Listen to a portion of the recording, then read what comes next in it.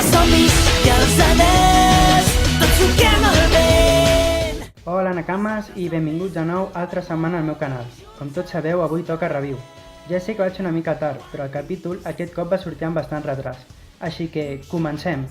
Donem inici, com sempre, a la portada, que segueix sent la banda de Leo, on els fusters de Dressrosa Rosa han volgut obsequiar a la nova tripulació amb un vaixell. Un vaixell que guarda unes característiques molt gracioses, com per exemple la proa, on s'exhibeix la cara de Golusov quan va menjar la bola de tabasc. L'interior representa un petit bosc i el mirador del pal major és la corona que abans portava en Leo. El manga comença amb la tripulació del Thousand Sun.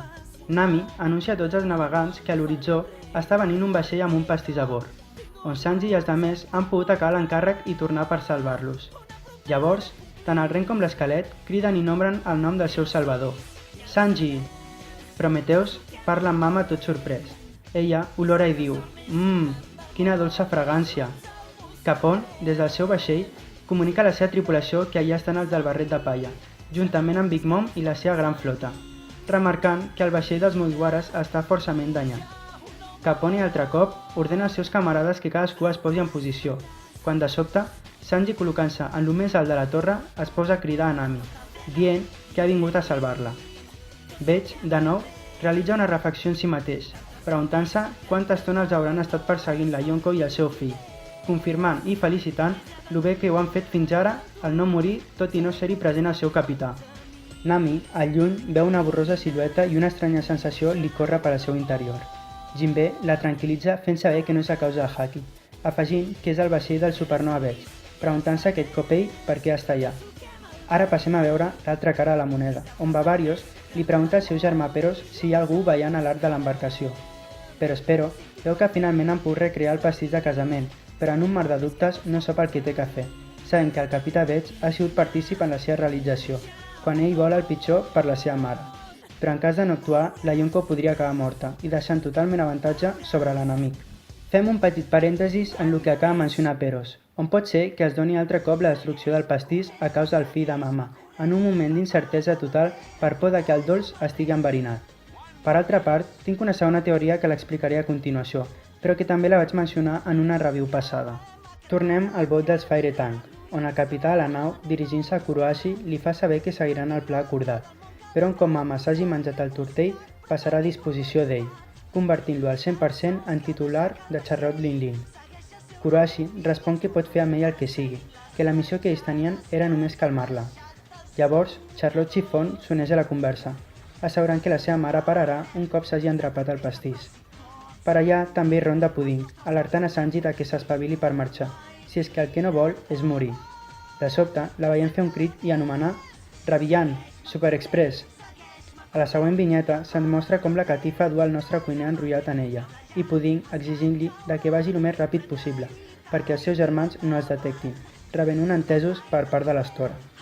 Obrim altre cop el parèntesis per explicar-vos el que us havia mencionat abans, on una de les meves teories és que quan Mama s'empatxi de pastís i caigui rendida per la seva fragància i aroma, Capone aprofitarà la seva oportunitat per endinsar a la Yonko dins del seu cos, aprofitant la seva fruita i tenint-la presonera sota el seu domini, a canvi d'un futur tracte o matant-la directament. Apareix aquest cop Big Mom, a lloms de Prometheus, dient en veu alta: «Anem, per fi l'he trobat», on el sol com l'espasa confirmen la seva decisió. El pare revela que ja ve, que posin rumb amb urgència a l'illa Licor. Els súbdits de Peros alerten del canvi de direcció, on ell, al sentir-ho, es queda totalment sorprès. Parlant de sorprès, veiem de nou el músic, fent un A exclamatiu, amb cara de no creure's el que està veient. És Sanji, aterrant en el vaixell i deixant anar un «Jo he tornat». Nami, Chopper i Brook corren a abraçar-lo fortament. Tanta és l'emoció expressada que el cuiner queda agarrativat i enamorat dels afectes expressats per Nami. Llavors, ell deixant-se anar per l'estima que li té, li declara tot l'amor que sent per ella, donant-nos Oda una altra vinyeta característica i graciosa d'aquest personatge. Nami, adoptant una actitud més seriosa, li pregunta al seu Nakama per què estava en el vaixell de Beach, quin objectiu té i com és que ha fet un canvi de sentit a la direcció a la que venien. Sanji, al veure tanta incertesa, afegeix que el que passi un cop Mama s'hagi menjat el pastís és imprevist, però que actualment posen rumb a l'illa més propera, per donar-los temps a ells per escapar, deixant els tripulants descol·locats, sabent que aquesta acció els portarà directament a la mort. Ja per acabar, els fa saber unes últimes paraules, on consta que els pirates del Fire Tank no han abandonat encara l'opció de matar. I pel que respecta a ell, no té cap problema si el que els permet és marxar sa i estalvis d'allà. Un cop tornar a la calma, es feliciten mútuament per haver enfrontat cadascun les adversitats sorgides. Quan qui no vol la cosa, Sanji pregunta: «I Pedro i Carrot?»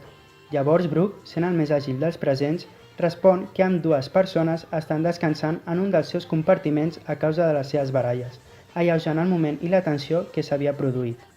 Passem altra vegada a l'altre costat de la moneda, on Bavarios aquest cop li fa saber que els Mugiwaras i Mama s'estan separant entre si. De repent comença a sonar el Dendemushi, tallant de nou l'aportació realitzada del boxejador. Peros l'agafa, sentint una veu ronca a l'altre costat del fil, dient: «Parla veig». Ell, enfurismat, li pregunta què planeja, on el capità del castell li respon que la seva intenció és entregar el pastís a la Yonko i un cop menjat deixar-la anar.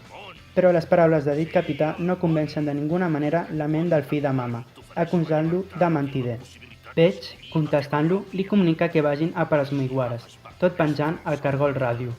Però Espero, cabrejat, li comunica al seu germà que vagin a per als Fire Tank, que la seva intenció és assassinar a la mare. Però Bavarios, inquiet, li pregunta què en faran dels barrets de palla, on el seu germà li respon que no es preocupi, que dit vaixell ja fa una estona que s'està enfonsant i no arribarà gaire lluny. A continuació, Peros, amb el cargol en mà, truca a la comandant dolça i germana Smoothie, preguntant-li que si els ha estat seguint fins ara. Ella respon que sí. Llavors, Peros afegeix que a partir d'ara ella i la seva tripulació perseguiran els Mugiwaras, i ell i Bavarios aniran amb Mama i Veig. Smoothie acaba la conversa amb un entesos per part seva. Llavors, veient com ella i les seves subordinades més fidels, també germanes d'ella, discuteixen per l'actuació dels nois deixant-los per inútils, havent pogut enllestir la feina si ells haguessin pres la iniciativa des d'un inici.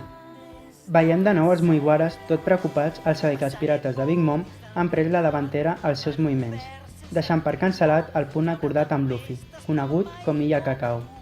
Jinbei i Sanji afegeixen a més que finalment se'ls ha reconegut com a adversaris perillosos i que en cas d'assistir al lloc acordat no serien capaços d'encarar-los sent inferiors en número i força. En el cas dels pirates Fire Tank es veiem com intenten fugir de la Yonko afamada. Veig, ansiós li fa saber a la seva dona, Chiffon, si ja està tot preparat, en el que ella li respon que sí. Veient-la de nou dirigint-se als seus tripulants animant-los eufòricament, advertint-los que confien totalment amb el cuiner i la seva obra d'art. Capon, estant tot orgullós de la seva estimada, finalitza la seva aparició en el manga mencionant: «Joder, per aquestes coses t'estimo tant, Chiffon?» Obro de nou un altre parèntesis en el que vull afegir una cosa que m'ha semblat rellevant. Sanji, quan es trobava amb la tripulació de Veig, va anunciar que ja havia finalitzat el pastís. En la vinyeta anterior hi ha un comentari que diu així: «Sincerament, estem tan ocupats intentant escapar que un pla d'assassinat sona impossible». A continuació Veig li fa saber a Chiffon si és suficient, en el que ella li respon que sí. Amb això vull donar a entendre que Chiffon és pastissera igual que Sanji, fent-la capaç de manipular un dolç de manera que no quedi perjudicat el seu sabor. Si unim lo anomenat abans juntament amb la manipulació del pastís, arribem a la conclusió de que la tripulació no s'ho jugarà a una sola carta, així que tindrem un pla B que consistirà a matar la Yonko. Com? No ho sabem, però aprofitant la figura del pastís per aconseguir-ho. Visualitzem la tripulació del Thousand, on Sanji dirigeix una pregunta per tots expressant el seu interès per arribar a Illa Cacao. Jinbei, dirigint la nau, li contesta que més o menys una miqueta més de 3 hores. Chopper, preocupat per la situació, exposa que Luffy desconeix el perill i que no tenen manera de saber quan i per on apareixerà. Sanji, tornant a ser el portaveu, pren la decisió de que el millor que poden fer és passar per l'Illa Cacao, tot i saber el perill que hi espera. Donem per acabat el front obert d'alta mar per anar a Illa Cacao, on cal recordar que el fill Oben hi és present, obligant als habitants de l'illa que retornin als seus allotjaments, que agafin tots els miralls que tinguin i que els trenquin o els enfonsin al fons de l'oceà, deixant-ne un de sol al mig de l'illa, per si en algun cas Luffy pogués sortir victoriós de l'enfrontament contra el comandant Katakuri, permetent al fill de Mama i els seus subordinats agafar-lo amb les defenses baixes. Ara passem dins el món mirall, donant inici a on se'ns va deixar per últim cop, on el comandant Dolç li estava clavant una bona pallissa al nostre estimat pirata, però a la vegada Luffy millorava el seu haki d'observació, posant al límit la situació viscuda. Katakuri, sent conscient del que està passant, es veu forçat a no posar en dubte la seva valentia i capacitat. volem finalitzar l'esdeveniment lo abans possible. Agafant fermament l'arma, prepara l'atac definitiu, etgivant-li la llança a la vegada que pronuncia «Estocada de Mochi!». Luffy, a l'intuir l'atac, l'esquiva, no obstant no lo suficientment ràpid, quedant ferit greument. Ja donant per finalitzat el manga, vull remarcar la gran similitud que li trobo a l'enfrontament de Rob Lucci i Luffy. Amb això no vull dir pas que estigui descontent, sent que en un moment o altre deixarà de ser-ho, pel simple fet de que dins del món Mirai hi ha una altra filla de Big Mom, que per si no ens havia quedat clar, és gran admiradora de Katakuri, així que no permetrà que el seu germà surti malparat de l'enfrontament. I fins aquí la review d'avui, espero que t'hagi agradat. Si ha sigut així, agrairia molt un like, ja que motiva molt saber que el que aporto agrada a la gent com per donar suport a aquest manga en català. Si vols deixar també un comentari positiu o instructiu, benvingut sigui. Jo sóc Capità Lucy i fins una altra. Adeu!